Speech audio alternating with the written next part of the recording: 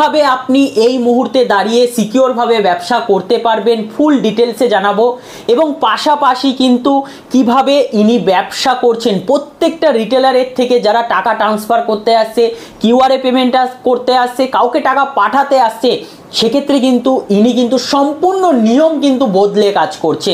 মানে প্রত্যেকটা কাস্টমারকে প্রথমে ভেরিফাই করে তারপরেই কিন্তু উনি ট্রানজ্যাকশন করে। কলকাতা পুলিশ থেকে তারপর আমায় ফোন করেছিল যে এরকম আমার অ্যাকাউন্ট থেকে একটা ফ্রড অ্যাকাউন্টে টাকা গেছে, যে যাকে টাকাটা পাঠিয়েছে সে হচ্ছে ফ্রড ছিল, সেই লোকটা ফ্রড ছিল। সে কিভাবে মানে ফ্রড হলো বুঝলাম না।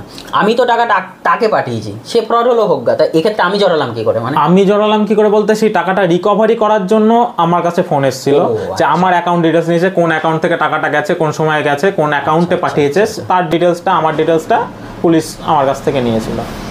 কলকাতা পুলিশ থেকে ডাইরেক্ট বড়বাবু ভিডিও কলে কথা বলেছিল। আচ্ছা, যারা যারা দোকানদার রয়েছে এই মুহূর্তে কিভাবে কাজ করতে পারে?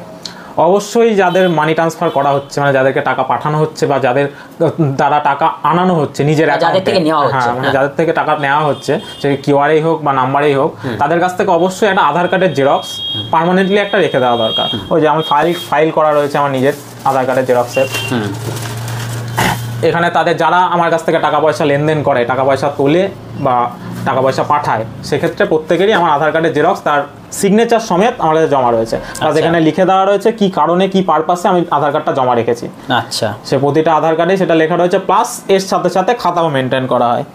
খাতার মানে খাতাটা বলতে কি যারা আধার দিয়ে টাকা তুলতে এসে আধার দিয়ে না, অবশ্যই না, সব ক্ষেত্রেই টাকা তোলো কি পাঠাও সব ক্ষেত্রেই, বা কোনো ইএমআই পেমেন্ট সেক্ষেত্রেও আমি খাতা মেনটেন করি। মানে ওই ঘটনার পর থেকে এত সিকিউর, তাই তো? ওই ঘটনার পর থেকে বলে না, ওই ঘটনার আগে থেকে আমি করছি। তারপরে ওই কেসটা যখন হলো তখন আমি স্যারকে জানালাম, হ্যাঁ আরও সাবধান হতে হলো, প্লাস স্যারকেও জানালাম যে এই ব্যাপার, যে আমার কাছে তার আধার কার্ড জমা রাখা আছে, প্লাস আমি খাতাও মেনটেন করে রেখে দিয়েছি। বলছে ঠিক আছে, সবই ঠিক আছে, তুমি একটু বুঝে শুনে টাকা ট্রান্সফার করবে, এটাই জাস্ট সাবধান করে দিল। হ্যাঁ, সে সাবধান। হ্যাঁ, এমনি কোনো রকম ফ্রিজ হয়েছিল অ্যামাউন্ট? না, অ্যামাউন্ট কিছু ফ্রিজ করেনি, বা ব্যাংক অ্যাকাউন্টে কোনো প্রবলেম হয়নি। আচ্ছা, আমি একটা করে আগে এই যে এত লোকের আধার কার্ড, ঠিক আছে, এই দেখুন আপনারাও দেখতে পাচ্ছেন এখানে প্রচুর আধার কার্ড রয়েছে, প্রত্যেকটা জেরক্স কপি নিয়ে রেখেছে এবং কি কারণে নিয়েছে সেটাও লিখিয়েছে।